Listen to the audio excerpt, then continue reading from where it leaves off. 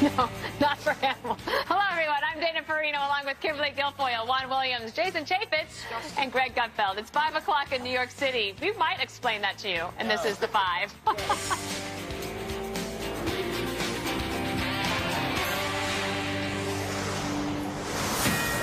This is a Fox News alert, a big legislative victory for President Trump and congressional Republicans. Moments ago, the president, along with GOP lawmakers, gathered at the White House to celebrate the passage of the tax reform bill. This marks the biggest overhaul of the tax code in 3 decades. Here's the president's reaction. These are the people right behind me. They've worked so long, so hard. It's been an amazing experience, I have to tell you.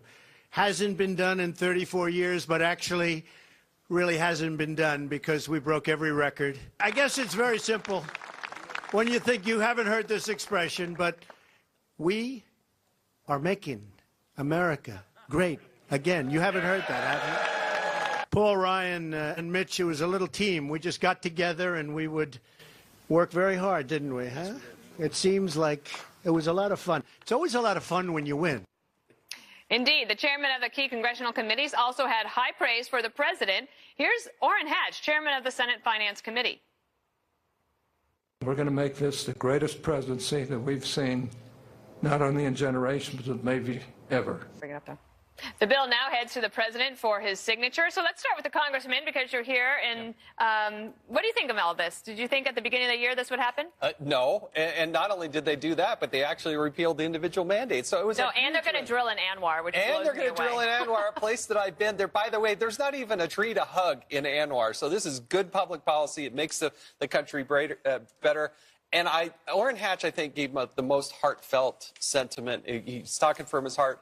I think you had Paul Ryan. You know, it's a huge accomplishment. He's spent his entire career trying to pull this off. A lot of praise, a lot of patting people on the back. And I think next year when people have more money in their wallets, despite the duking it out that I saw yesterday between you and Jesse, Democrats didn't have a plan. They didn't have a solution. And President Trump is delivering by putting more people's money in their own pocket. Now, did you say that Democrats don't have a solution? So no, they don't. If Republicans, one, had a solution to Obamacare, a better plan, I'm thinking they would have passed it, but they didn't.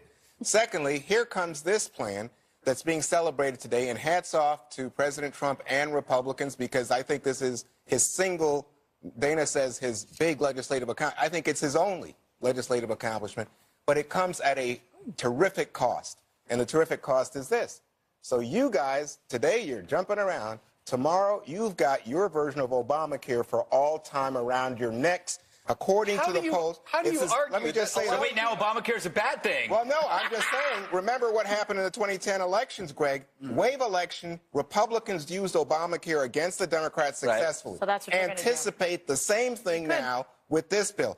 It's being called, according to the polls, the worst level of support for any legislation in 3 decades. 3 decades. Don't forget to hit the poll. No. I'm just saying, that's pretty incredible. But the one thing I think about that, Greg, especially when you talk about Obamacare, like when you were talking about people who are not on employee insurance, you were talking about a pretty narrow slice of the population. This bill is actually 80% of Americans will be actually seeing a tax cut, and it's not fundamentally changing the way we actually pay for something. I will say this. Okay. It could have been simpler at the time, but that's because in our perfect world, we want it to be as simple as possible. But compared to the previous system, it is simpler. It's like you're comparing a coloring book, Atlas Shrugged. So we broke it down a little bit. But my favorite part about this whole thing, and I'll touch on the individual mandate thing, there are 3 things about this. You cut corporate taxes and you cut individual taxes. That's one. Drilling Anwar, Obamacare mandate. What just happened today is what I've always dreamed of, dropping a bomb on the coffee shop left. I mean, right now, people are overdosing on patchouli because of this. You guys don't know what patchouli is? It's a very bad smell. Yes, but the point is, drilling... From San Francisco is too much. Drilling, destroying Anwar, destroying Obamacare. No, you were right. You were right. No, I want to destroy Anwar and Obamacare and taxes all in one day. I mean, it is Santa Claus for a free market, free minder. No, and the thing is Santa Claus for Mr. Scrooge. Of course. And that gets to wait, see how happy but I want to make a point. Go ahead. The individual mandate, you cannot underplay what a big deal this is, because what he did was he removed something that was coercive. something that punished people and forced them to buy something when they shouldn't. And now people are saying, oh, my God, millions are going to lose insurance. No, they're going to choose. Right. They're going to choose not to get insurance. That's American. Well, that's different. He's right? The president for choice. Yes. So there he is, pro-choice. Yeah, why aren't you pro-choice, Juan? Yeah, Juan. I'll tell you what the choice is. Millions of Americans without insurance. By choice, they're choosing it. So let's say, I'll give you your point. Those are people, there's some people who will choose because they don't have the mandate now to not have insurance. What is that going to do to the rest of our healthcare structure? It's going to cause it to implode. You see people in the insurance industry already letting people go. But I read this morning. I read this morning, Kimberly, that this bill will be good for insurers. So yeah, let's see.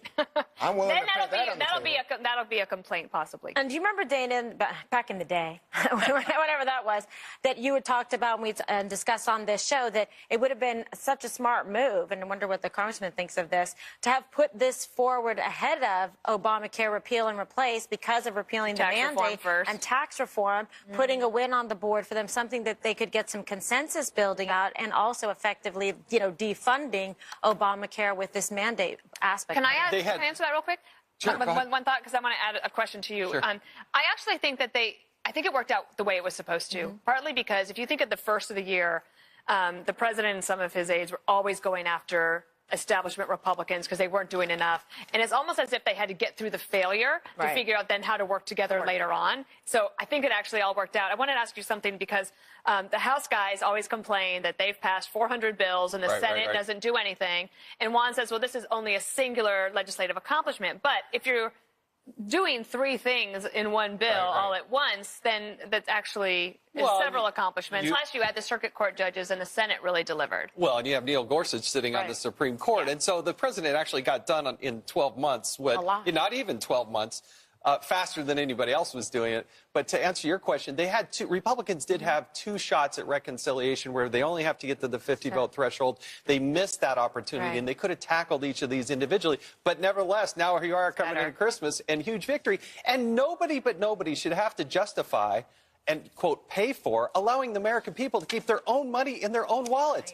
The fundamental problem that the Democrats is they sold Obamacare on a lie. Keep your doctors, save $2,500. That turned out to not be true. When you tell an American people you're going to get to keep your own money, that's actually what's going to happen, and that will make a fundamental difference. Well, to me, there's so many indications now that Republicans, even on this day of celebration, are setting themselves up for, I guess, what some people would call a tidal wave election. I think it's going to be 2018, a tsunami. What we see now in the Wall Street Journal poll is that Democrats have an 11-point preference in terms of who controls Congress. But the most stunning number out of the Wall Street Journal this morning, it's now the case that Democrats are seen by the American people as better able to handle the economy than Republicans. That's how damaging this bill is. You know, I guess it really has been a bad year for Trump when you think about this tax bill and you think about the judges and you think about the new energy policy and you think about ISIS deregulation. Imagine what a good year would be.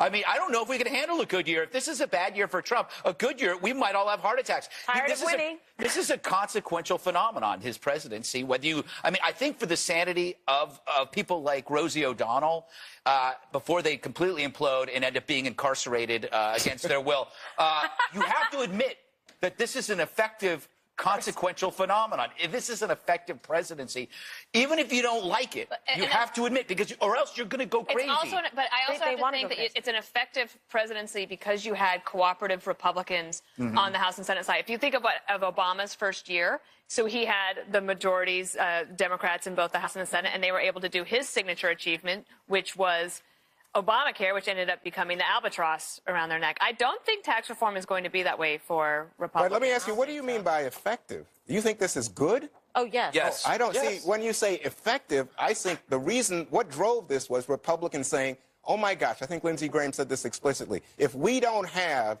tax reform after the failure of Obamacare repeal, it will be devastating for the party. We will go into 2018 and we will be shellacked. Republicans will say you didn't deliver. That's what drove this. In 7 weeks, all of a sudden everybody had to get on board, bite your tongue. Don't say it's a bad bill. Don't say we have good ideas. Don't say all the money is going to the rich and the big corporations. You talked about that yesterday, Dana. This is something that Paul Ryan's been very passionate about. He's always been studying the numbers and wanting to do tax reform. So this is something that was kind of, I think, one of his life's goals to be able to do. And Kevin Brady, the chairman of the Ways and Means Committee, had several hearings for months leading up to this. Just nobody was paying attention to it. But a lot of these pieces that ended up in the bill, like doubling the standard deduction, things like there were hearings on that, just that, as I recall, no one... Yeah, can I just respond to this?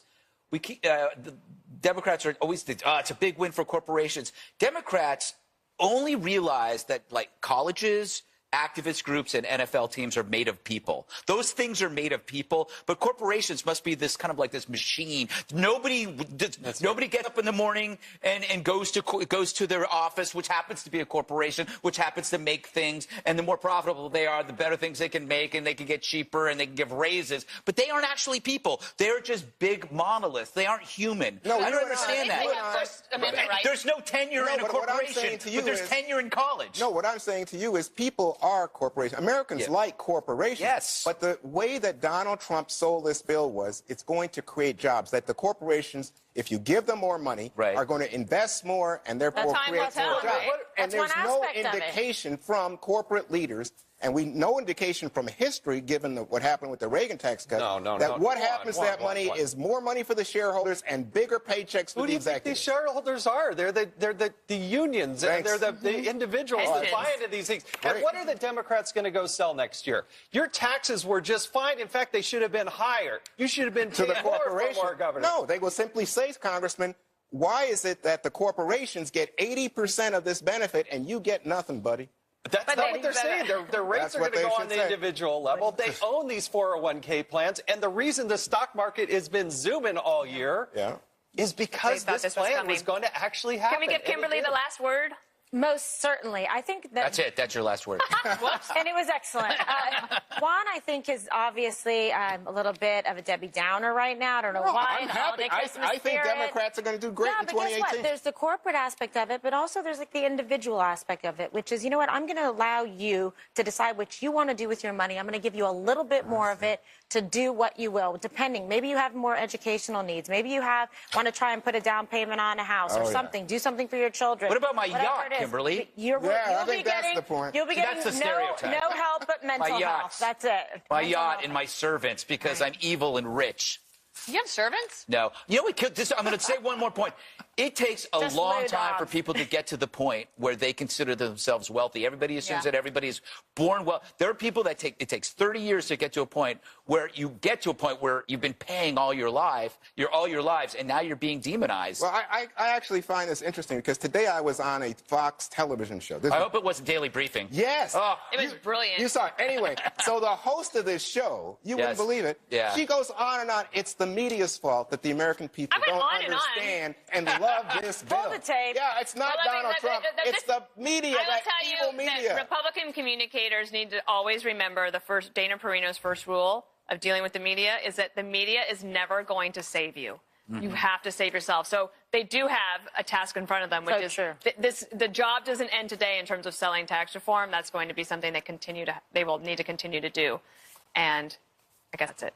I got the last word. You defended yourself. You're going on and on. All right, coming up, Nikki Haley puts the UN on notice and gets big praise from the president. See what that's all about next.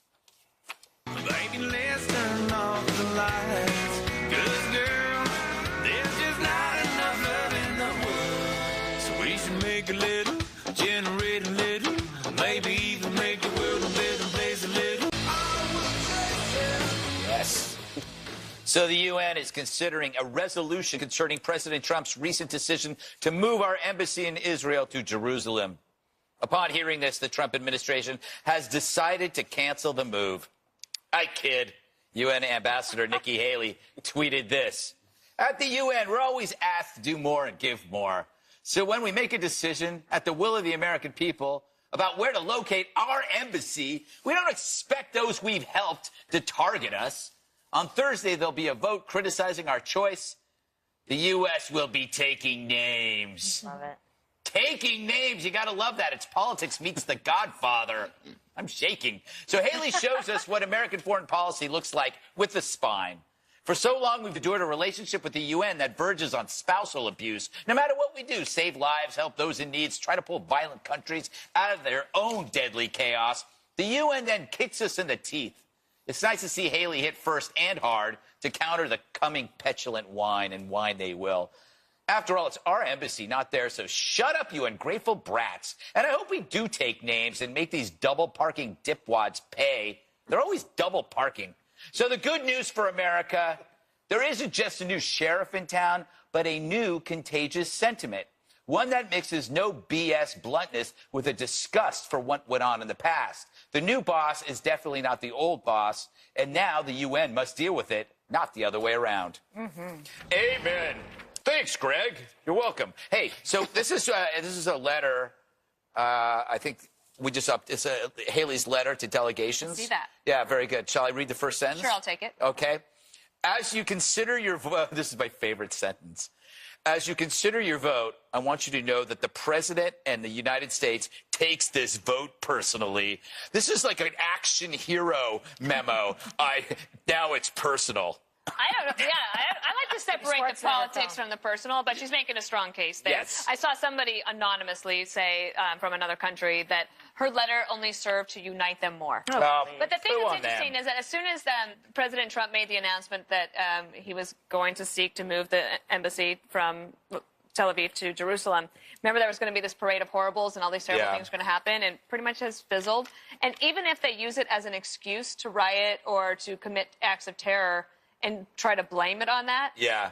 But they've been doing that for it's years. hard to distinguish one day of rage from all the other ones. Well, it was cold weather that night, and so they didn't want to go out and protest that night. That's how heartfelt it was. Look, if you go to Israel, you actually, in Tel Aviv, you see the embassy, but then you go to Jerusalem, and we have a consulate, and then we have two people. So we already have a physical facility there. It's a reflection of reality, and it's actually been the U.S. policy for decades. Yeah. And the candidness in which President Trump is projecting this, and Nikki Haley is communicating this, is something that Americans have felt like for a long, long time. It is not a brand new position, and it is the right reflective position. She reminds me of Jean Kirkpatrick. Remember her? Yeah, she was great. You know, Juan, when Nikki Haley becomes the first female president in 2024, will you see this as the pivotal moment that pushed her to the forefront? Oh, it could be. Because right now, Hillary's now home weeping. The current president likes bully language that you might say is analogous to, you know, the mob and the Godfather, I think was what you said. I was going to go with Goodfellas, then I went with the Godfather. Yeah, but I must say it does resonate, that kind of language, you know, I'm taking names, I'm counting numbers. I mean, Dirty Harry, Magna Force. You know what you had here? A UN Security Council vote. 14 of 15 countries voted to say this is wrong. They didn't like it. And then you have Haley saying, hey, what about our friends, people we give money to? Britain, France, oh, they're voting for. What about Putin? Even Putin is saying this is nuts. Even Putin. And you know what? You said, oh, this is American policy. How come President Bush didn't do it? How come President Obama didn't do it? How come President Clinton didn't do it? How come the first President Bush didn't do it? We can answer that, but we can't say it on television. So basically, they voted against the United States, then they got in their car and double parked in front of their escort service. Well, I just think the key here is, are we going to be able to, down the road, broker what no one has been able to do, but try to bring some peace to the middle. That's the goal here. It's not to just show off and do chest thumping. The previous tone has not worked, Kimberly. I like this new tone. I totally agree. I think that's enough already. And we know what? We're tired of getting ripped off. Whether it is that, you know, Paris Climate Change Accord, we had to get rid of that. Okay, now, in terms of these countries that are all always putting their tin cup out for the United States to give them money and billions in aid, I'm with the President of the United States and with Nikki Haley. Cut them off. Can I? We do that, though, for other diplomatic reasons to give them money. Yeah. Part of it is stability in other regions. Do we have time to show that Trump tape of him talking exactly what you're saying? Or are we out of time? Go. Let's do this. This is funny. I like the message that Nikki sent yesterday at the United Nations for all of these nations that take our money and then they vote against us at the Security Council, or they vote against us potentially at the Assembly. They take hundreds of millions of dollars and even billions of dollars, and then they vote against us. Well, we're watching those votes. Let them vote against us. We'll save a lot. We don't care. But this isn't like it used to be, where they could vote against you and then you pay them hundreds of millions of dollars and nobody knows what they're doing. He's just like your uncle. He's like your uncle at Thanksgiving. We don't care. They don't do anything for us. He's a businessman. The Yes. point is, there is no incentive for them to try to like go with the United States and show some solidarity and support for something that shouldn't be that difficult for them to wrap their head around. So instead, we keep rewarding bad behavior and complete disrespect with more money. Why do we do that? Why do we do it? You know what, though? Wasn't it just last weekend Nikki Haley was in trouble with Don Corleone when she said the women should be heard who have something to say about him? Oh, but now Nikki's popular. No, that's the way it works. It runs hot and cold. That's the beauty of the most transparent administration in history. You know when people are in trouble and when people do well. Why would you complain about that? You know what? I'm tired of this segment. Hillary Clinton is not feeling the love this holiday season. The latest bad news for the Democratic loser when we return. Oh, God.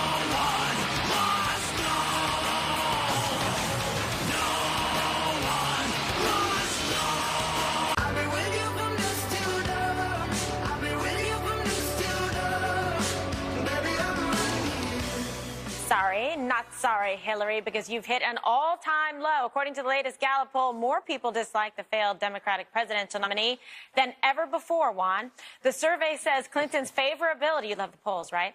It has plummeted to a new low of 36%, while her unfavorable rating is at a new high of 61%. Juan, I guess America doesn't want more of Hillary Clinton. She's been all over, essentially working harder than when she campaigned, with her book tour, making comments, giving some of her thoughts, opinions on all of the different movements and what's been going on, and it hasn't actually benefited her.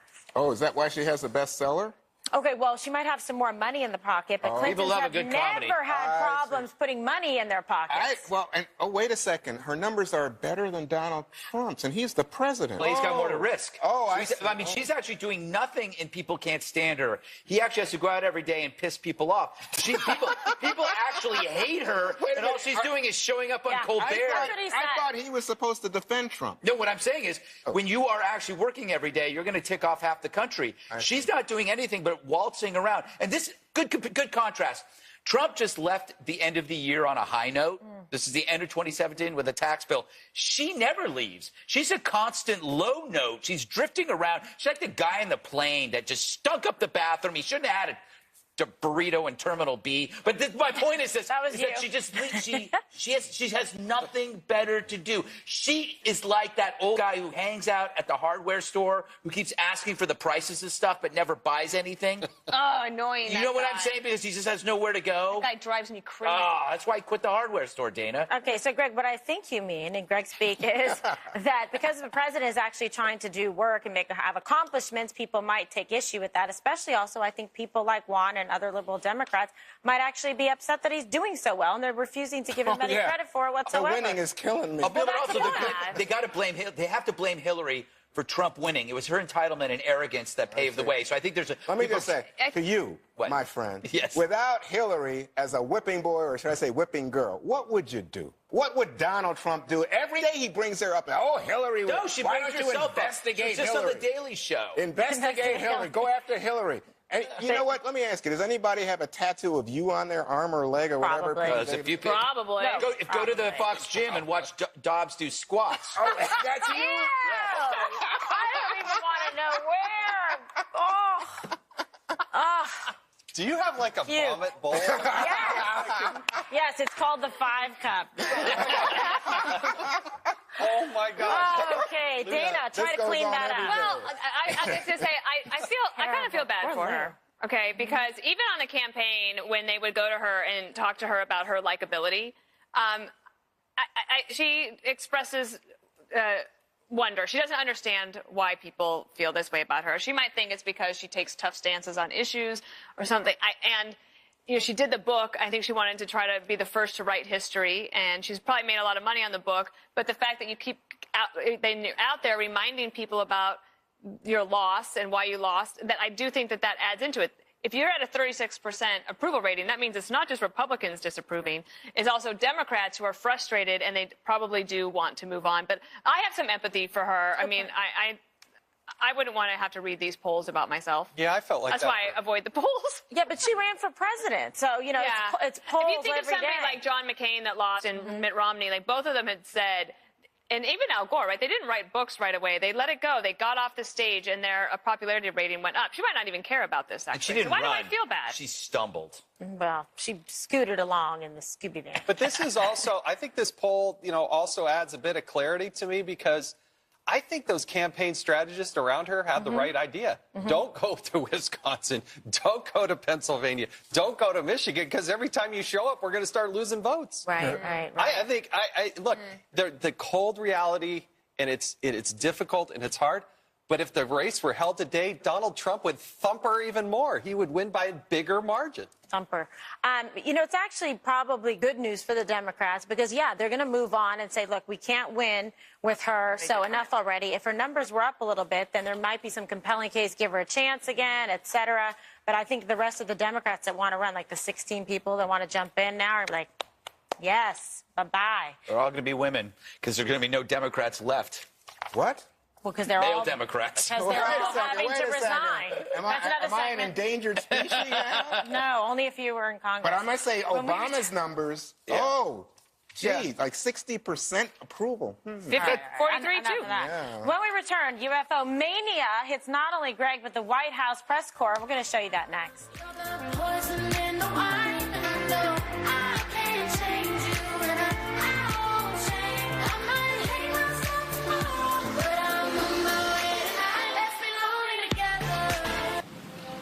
We don't talk anymore. We don't talk anymore. We don't talk anymore like we used to do. Seems like no one can get enough of the Pentagon's secret UFO program, including our press corps. Check out this moment as White House Press Secretary Sarah Sanders gets a question about President Trump and aliens. Sarah, I actually want to ask about UFOs. Several media reports this week disclosed that. Sorry.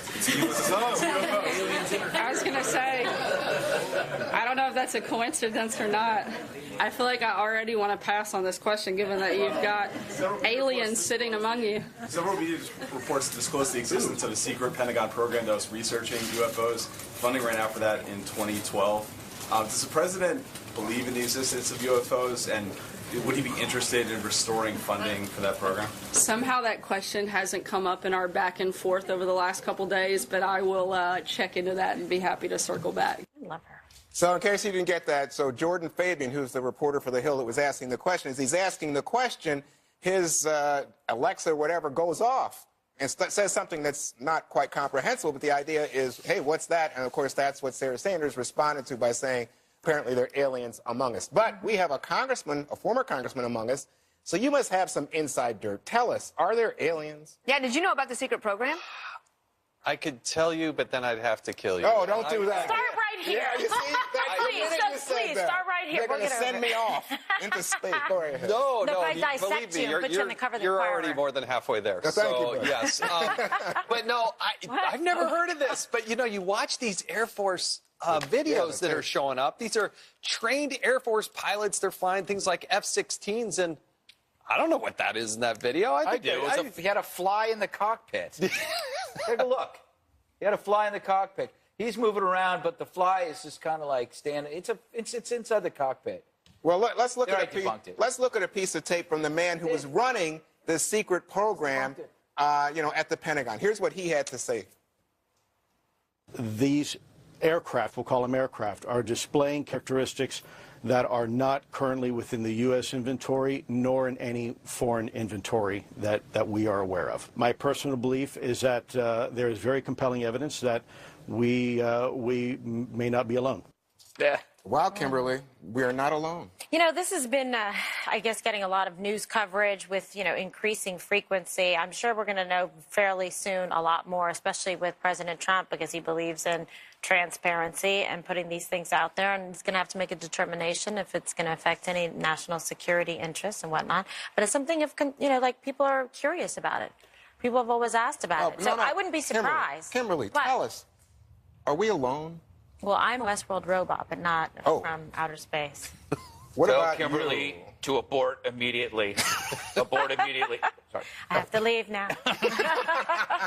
Fire up my space. Dana, what do you think? Well, I think that the New York Times breaking this story over the weekend was quite a coup for them journalistically. The fact that this was a secret program part of the Defense Intelligence Agency. I don't know. I don't care about space. I'm sorry to say that. Like, I don't. I know that you should. Like, I don't care. I don't like space movies. I liked Pigs in Space. And I liked when they would do that. That's not Pigs in Space on the Muppets. Do you know? That's not real. Yeah, I don't really have a curiosity about it, though. I remember we went to Roswell, New Mexico sometime during the Bush presidency, and I asked him on the way there, not because the press was asking me, but I asked him, have you ever asked to have the Roswell files brought to the Oval Office so that you could find out what really happened? But he wouldn't tell me. He wouldn't tell you? No, he didn't even tell me. This is crazy. Do you like Star Wars? Nope.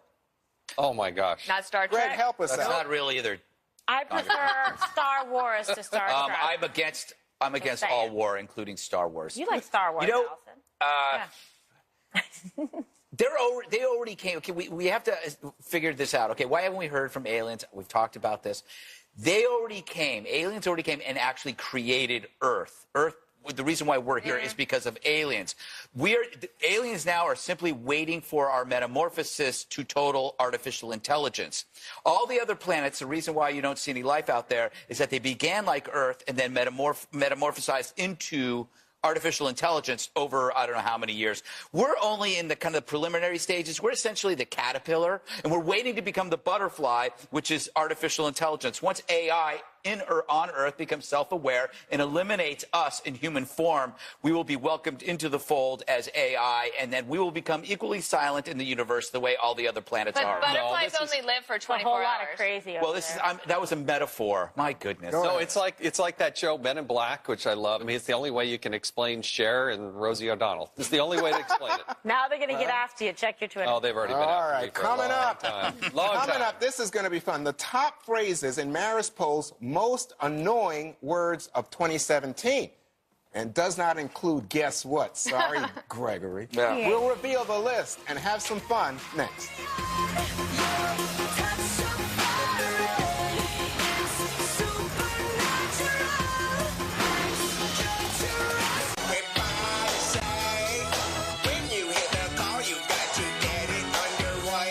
I actually really like that song, but fake news, whatever, if those words annoy you, you're not alone. Those are the two top phrases in the Marist Poll's most annoying words of 2017. Other agitators on the list include no offense, but in third place, followed by literally, and you know what I mean, rounds out the top 5. Now, my wife has her own special words when I say, I got it, especially with that little eh. She hates when I said that. It's a tone. It's your tone. It's exactly right. I've been married for about 26 years. I'm just now, I think, figuring out that tone matters as much as everything. It does. It's how you That's said what she it. says. Yes. I know. You're going to put a little sugar on it. I'm going to work on the sugar. Sandwich, So what words in a nice annoy way. you? All right. We'll start with Trump? No. Guess what? Trump. Oh, guess what? Oh. Guess what? Or you people, or what else do you say here about us? Check it out. Check it out. Or I can't believe what I'm hearing. So this table. This table. Yeah. You're always attacking the table. He really is. It's like, but I agree with him. I thought we were getting a new table, but. Yeah. It's a little like Vegas with the table, you know? The game is rigged. I said I couldn't get my legs under, so they just raised it up. What bothers you? What words bother you the most? You know, it's interesting. It's nothing on this list because what bothers me is when people say like. They keep saying like. I mean, why don't you just speak? Valley Girl. Why don't you just tell me what's on your mind? But I must say, fake news is becoming tiresome to me. I was interested. I thought the most curious one was no offense, but. I hate because that means people really are like, you know, being evasive. They're not saying what's on their mind. Yeah, right. I don't like a no offense, but I don't like compliments that have to come with some sort of caveat. So, like, I never agree with you, but I really liked what you had to say, whatever. They always like having to protect themselves from it. I don't like that. I hate it when they talk about mainstream media. Like, mainstream media? That is the most overused Oh, boy, phrase now this you're going to year. be in real trouble. Oh, no kidding. Overused I already this got there year? earlier. That was, I think, the A block. This is the word meister here. I can't tell you how tired I am of hearing people saying, please let me out. It's like, You don't know how much padding I put into those walls, and it's just nonstop. Please, please, I swear I won't tell the police. It's like, just enough already. Yeah. Enough. Like, all right? I'll let you out when I'll let you out when the time comes. Is that a female or a male voice? I don't. I don't hear gender. By the way, I think Hemmer's going to be out for a few days. Oh my God! Help him. Well, Lou Dobbs, I don't know. It's going to be a holiday Hemmer. Oh my gosh! Please. Well, okay. Well done, Jason. Thank you. And there goes your reputation. Yes, it just takes like a couple Aren't you glad you came to do the 5? This show's very problematic at the end of the day. Yeah, note to self. Don't let Greg go last. All right, one more thing is up next. Stay with us. Oh my God. The hook while my DJ revolves it.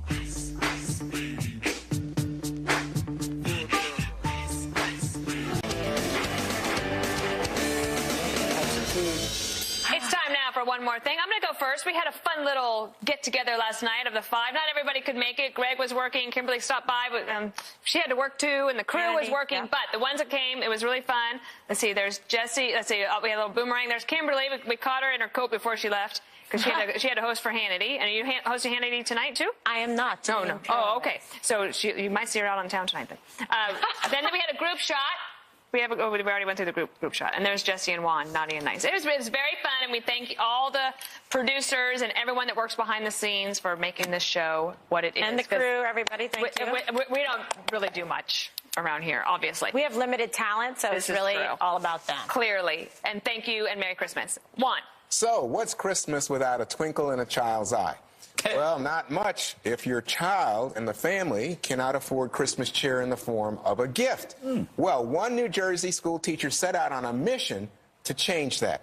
Jennifer Olosky, a teacher at Community Charter School in Paterson, New Jersey, raised nearly $5,000 to buy each one of the 500 students at her school a gift, a Christmas gift. Olosky was inspired last year. One student told her she wasn't expecting to get anything for Christmas. So Miss Olosky did the job, and she's already started a funding-raising drive for next year through GoFundMe. So all of you, go out there and go, Miss Olosky. You have the Christmas spirit. So many teachers go over and beyond. They're amazing. And also, we should thank Hair Makeup, too, who, I mean, honestly, this is like an optical illusion they create here. You should see us in real life. Speak for yourself. Right? Exactly. I look like this when I get up in the morning. Anthony, Michelle, JoJo. They have to make me ugly for this show. Yeah. Because I am so good looking. Very good job. I intimidate the talent. They really are. Yeah, I'm wearing a fat suit right now. Wow. Okay. Well, get your money back. You know what you have to do then? You have to buy an extra large. Yes. Okay, also, can I show this really quick? So a woman got engaged, and she texted. Have you ever done this, Greg? You text something to someone, it's a wrong number, about getting engaged. It went to Sarah Michelle Gellar. And she put it on her Facebook page. And this was Charlene Willis. Isn't that adorable? I absolutely love it. Have you done that, Greg? You text Lou? Or? No, I don't do anything bad. Ever. I'm as pure get to as go next, though. driven snow. All right, so I have to go to a speech in Palm Beach, West Palm Beach tomorrow. Yeah. So you're not going to see me until, like, I don't know when. January 2nd? January 2nd, I think. But I still have a GG show this Saturday at 10 p.m. with Terry Shepard and Rob Long. And then the following week, I got a New Year's Eve GG show, 10 p.m. Saturday with Dave Rubin, and I can't remember the other person that was there, but it was a good person. Great. All right, let's do one of these. I hate these people. I need a favor for you people that are traveling tomorrow. I'm flying out of Newark, going to Florida. Wear some clothes. I don't need to see what your butt looks like or your thighs. I want you to wear some pants. And I don't want tank tops. I don't want tank tops. A tattoo might have been good 20 years ago, but now you're getting up in the years. That tattoo does not look good. I don't want to sit behind you and stare at some weird dolphin crawling up your neck. All right? So why don't you wear a sweater, wear some pants, wear some shoes. The good news is it's winter, so people will probably be wearing more flying to Florida. You know what? And it's just like people are dressing like they're going to slumber parties. You're on a plane. Yeah, except you're the only one. You can wear your shorty robe, and it's just no problem. People demand that I wear my shorty robe. God. His shorty robe reaches to his ankles. He has a zebra shorty robe. Do you think you're getting cranky? Yeah, he's super cranky. I don't like flying, and I don't like flying around people who aren't dressed properly. But what if I had on a Santa hat or an ugly Christmas sweater? Nope, I would veto that. I would scream terror. Yeah. I would have you thrown off the plane. Good. All right, Congressman, knock us. All right. Out Well, of the park. you all are hazing the rookie here because going after Greg is this is a very, very sweet story, and bullying is very real for a lot of young people. And this young lady out of Plano, Texas, Ava Leck, since she was in 3rd grade, had been asking for one thing that probably most people don't ask for at their birthday. She wanted braces, and over the weekend, her family delivered. Watch this.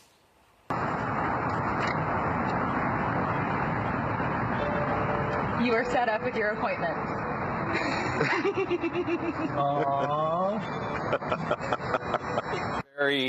That is a heartwarming thing. She just wanted braces. I was a headgear man myself. Oh, you were? Look at that picture. Look at that. That's me. Look at wearing braces back in the day. Oh. So cute. What That's very congratulations